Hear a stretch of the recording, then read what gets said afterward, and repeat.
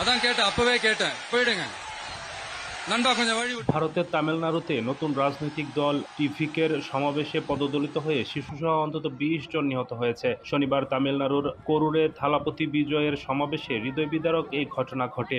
এদিন পুলিশ সূত্রের বরাতে এ তথ্য জানিয়েছে এনডিটিভি। যদিও নিহতের সংখ্যা নিশ্চিত করতে পারেনি গণমাধ্যমটি। নিহতদের মধ্যে ৩ জন শিশু রয়েছে।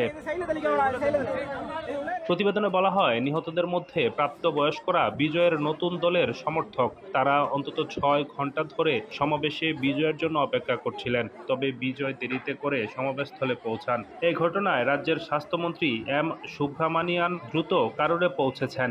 মুখ্যমন্ত্রী এম কে স্টালিন জেলা সচিব বি সেন্টিভিসকে পরিস্থিতি তদারকির নির্দেশ দিয়েছেন।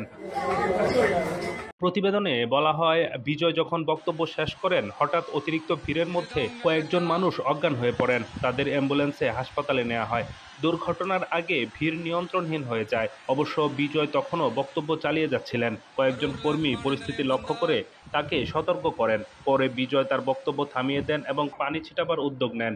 এ সময় ভিড়ের কারণে ঘটনাস্থলে অ্যাম্বুলেন্স পৌঁছাতে দেরি হয়।